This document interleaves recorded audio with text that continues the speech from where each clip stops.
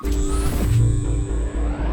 remember when I was quite young, I was having trouble figuring out what I wanted to do. I wanted to see the outside world, but even back then, that wasn't really encouraged. I ran into Byron on Jameson Avenue, completely by accident, and I was too nervous to talk to him. I mean, he was one of the first companions. But he noticed me, and we started talking, and he was really encouraging. Introduced me to Garrus, and took me along on an expedition to the quarries in the mountains. Whatever flaws he may have, Byron cares about people. He changed my life. Yep. That's Byron in a nutshell.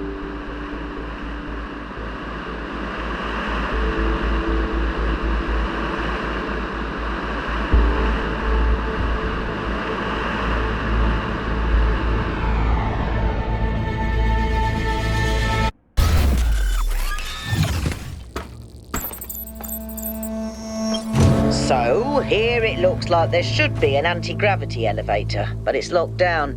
I'll need you to connect to the data stream again. I'm really sorry, 1K. I know it's a big risk.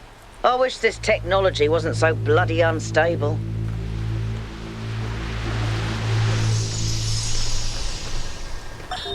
Have you seen Miranda's design for a transport system that would connect all the labs to the machine? It's amazing, isn't it? I think she's really excited about showing this place to people one day. She also kept asking me about what kind of monuments we could build, to really transform the landscape, show the possibilities. But her capsules only fit one person. It's just the first iteration. Give her some time. She'll figure it out. Remember how many mistakes we made in the beginning, even with all the blueprints we had? But that's not my point. It just worries me that she lacks context. Her imagination is incredible, but it's still limited by what she hasn't experienced. Would it have been better if she'd been raised in New Jerusalem? If her mind was limited by self-hate and decay? If all she could imagine was sitting around ignoring the universe in favor of self-righteous solipsism? No, but I don't know. Sorry. You're not wrong. We can't stay hidden forever.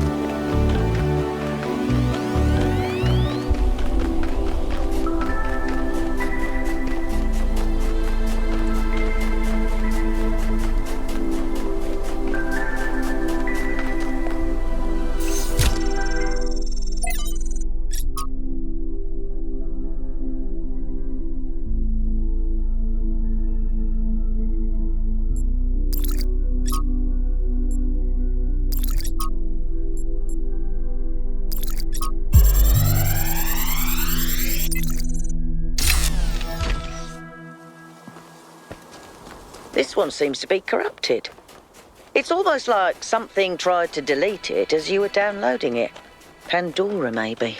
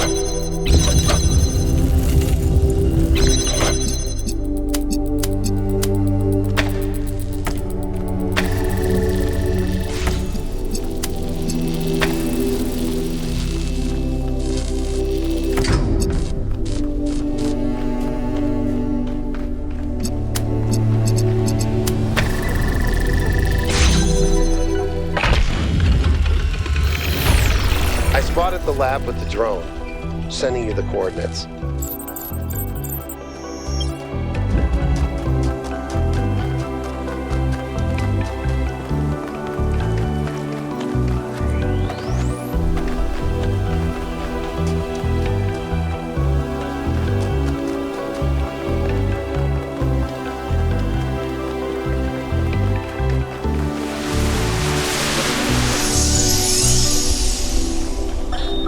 She's remarkable, isn't she? She sees so much beauty in everything. She is, you're right. But I'm not sure she doesn't see too much beauty. Is it wrong to be delighted by the perfection of the universe? To look at what surrounds us and experience awe instead of just fear? No, but to call it perfection implies a kind of moral value that it doesn't have. The universe is cold, Athena. It doesn't care about us or about life or civilization. It fundamentally cannot care. But Miranda seems to think it's almost benevolent, purposeful. You're right. But have you considered that maybe she sees something we can't see? A step ahead? You know, Cornelius, if we succeed, the next generation will not be like us. They might see the world in ways we never could have imagined. Maybe she's the first sign of that. I hope so. I really do, Athena. You know that I love her, and I am perpetually amazed that this being we created that came solely from our minds is so profoundly different and unique. That does strike me as a kind of miracle. But it's also a huge responsibility, and I worry about our choices. To us who have only just begun this journey of philosophy, the world may seem like a mystery that can never be solved. A great deal has been written since the days of the Seven Sages, but how much of it is truth and how much of it is idle speculation? I've offended many by saying that most philosophy will, as the centuries pass, be discarded as foolishness and superstition. But it is a truth only philosophers fail to see. And yet we cannot abandon reason and conclude that we cannot know anything. Rather, we must accept that the journey towards understanding will be long. And our task is to build a foundation for those who will one day arrive at its destination.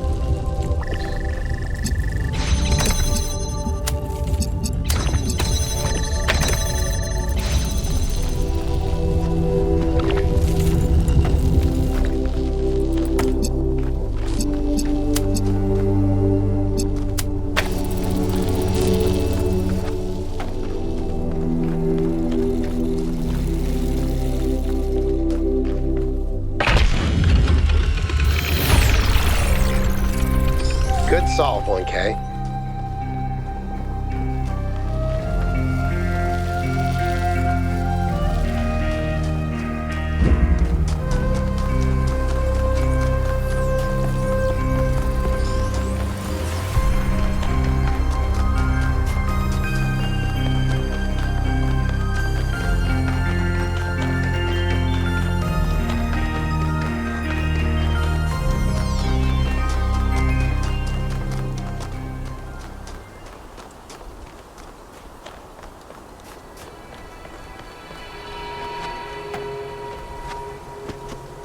There are entirely too many strange things going on around here.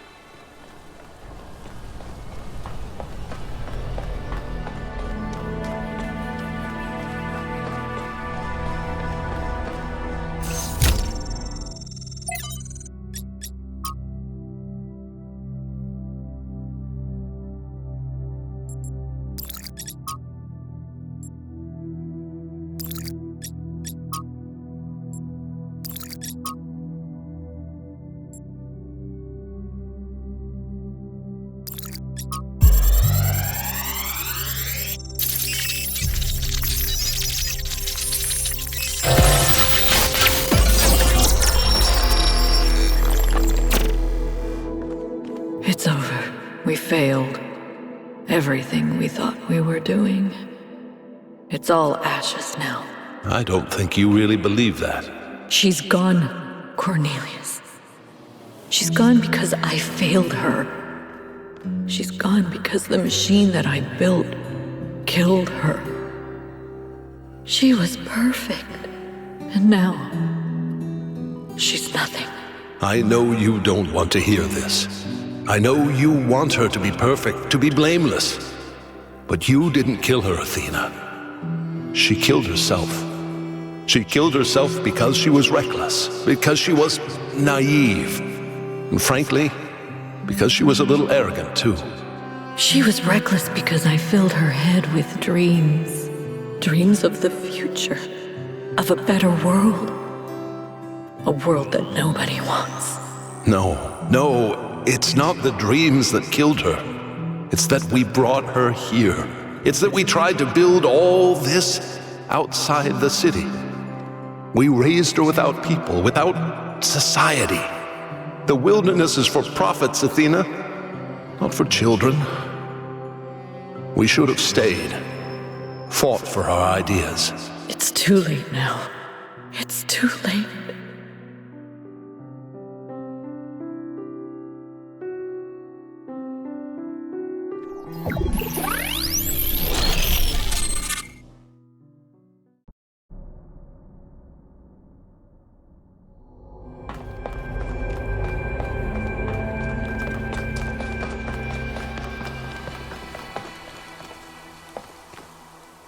They lost their daughter.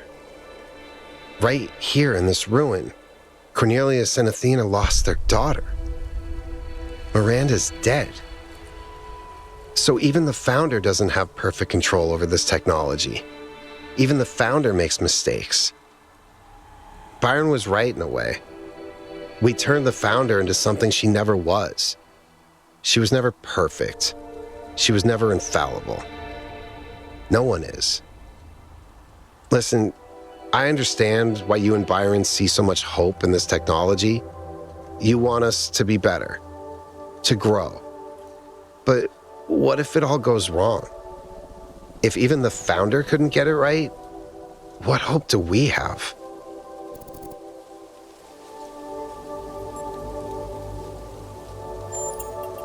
That's what I'm afraid of. I understand the potential. I know what it could mean for us, but I just don't think we're ready for it. We need to get Byron out, and then we need to shut this whole thing down before it kills us like it killed Miranda.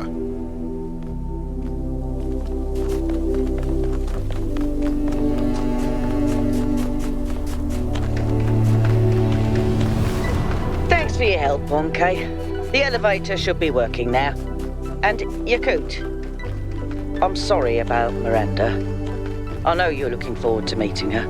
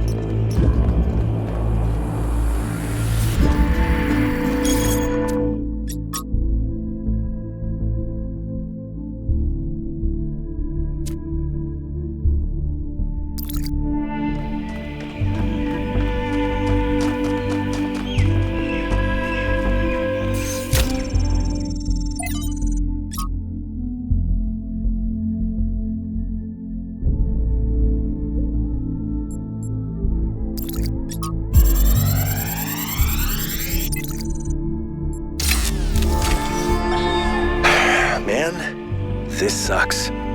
It's one thing hearing about the symptoms, it is another totally to experience them. I feel like an insect trapped in resin, slowly congealing.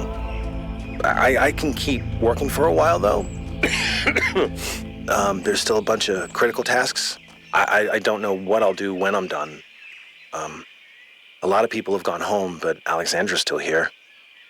I don't think she's left even once, not even when her best friend died. We chatted a bit yesterday. She likes peanut ice cream. Not pistachio. Peanut. Well, at least we can agree that strawberry is an abomination.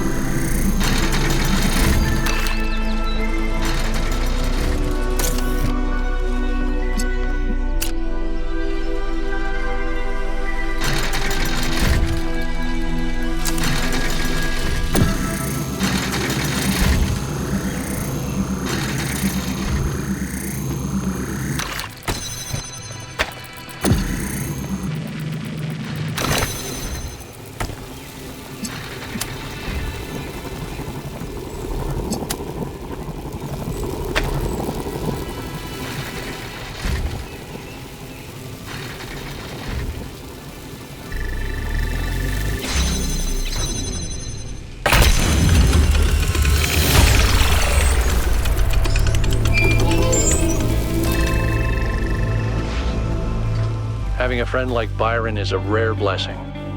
Someone who listens to you, who disagrees, but still appreciates your thoughts. The more we explore this island, the more convinced I become that he was wrong. And the megastructure is a threat to all of us. But without people like him, I'm not sure New Jerusalem is worth saving.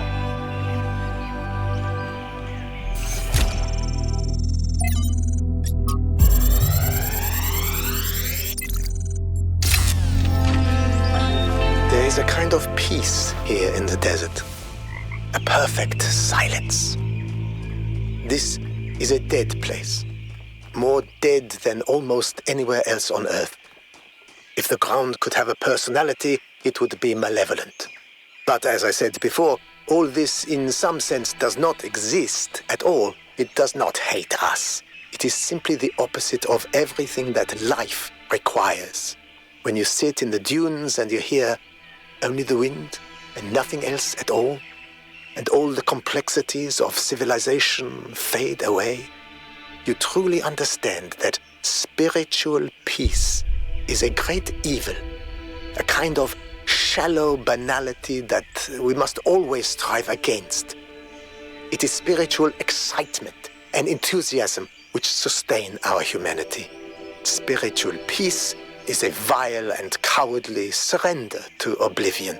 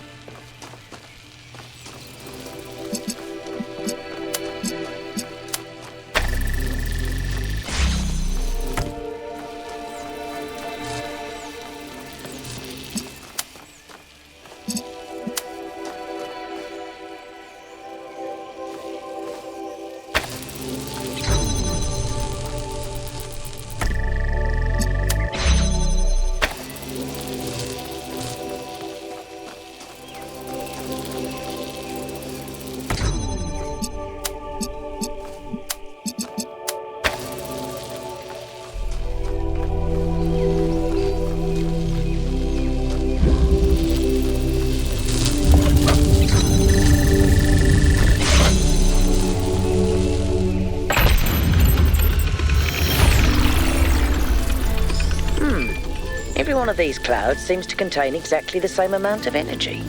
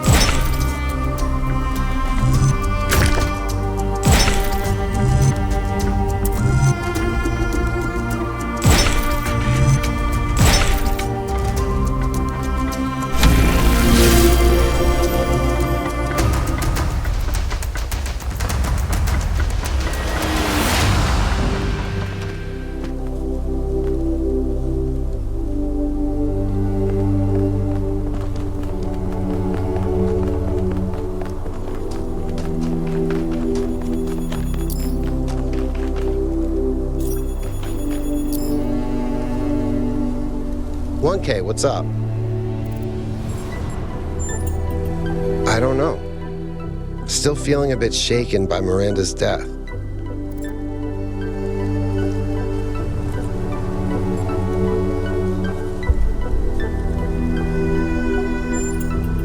That's probably wise, yeah.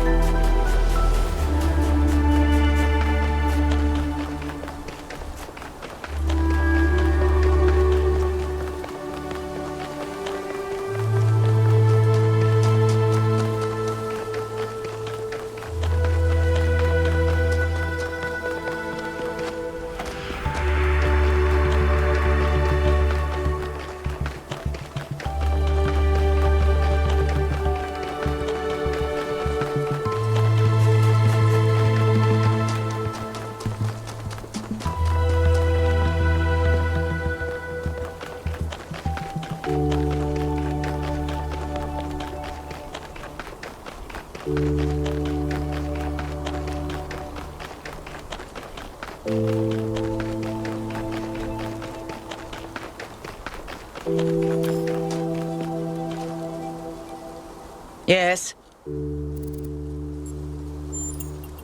From examining the data, I think it simply came down to not taking enough precautions. Clearly, protocols existed that would prevent such accidents, but she didn't apply them. That's a technical answer. If you're looking for something more philosophical, I think it's easy to mistake insight for revelation.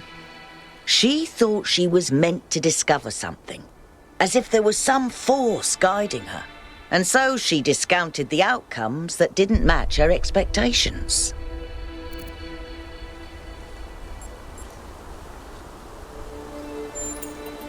I understand her reasons for doing it. But organic life is the most unpredictable machinery. Self-replicating, self-interested, and prone to mutation.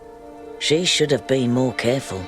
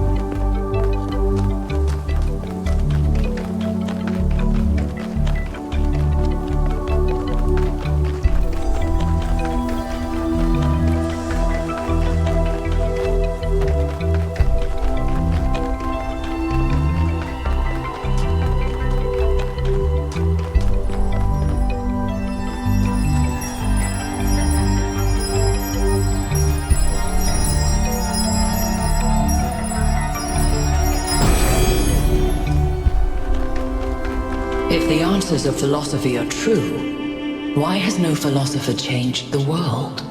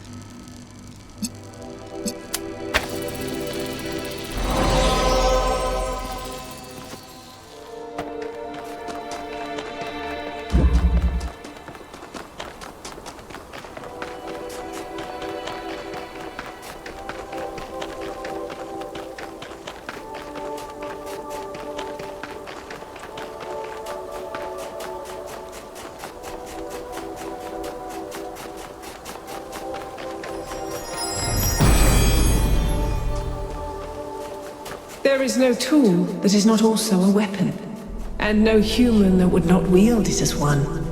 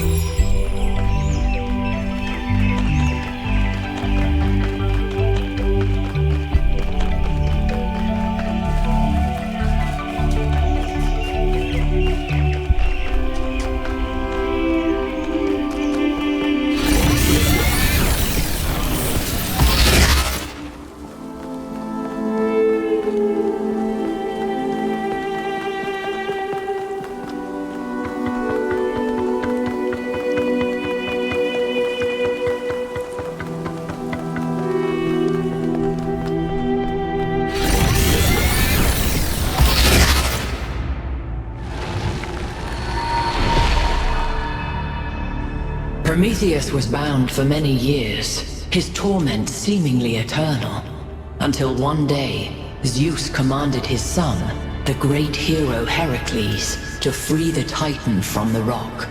Why did Zeus relent?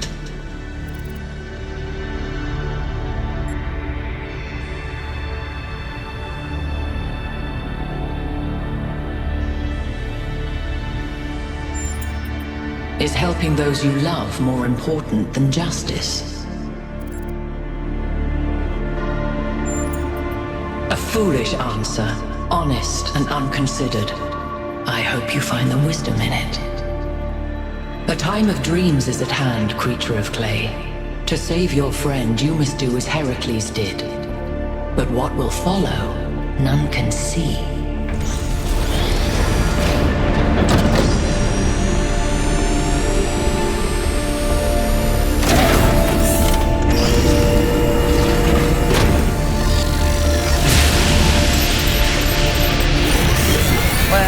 This part is consistent. The megastructure is opening again.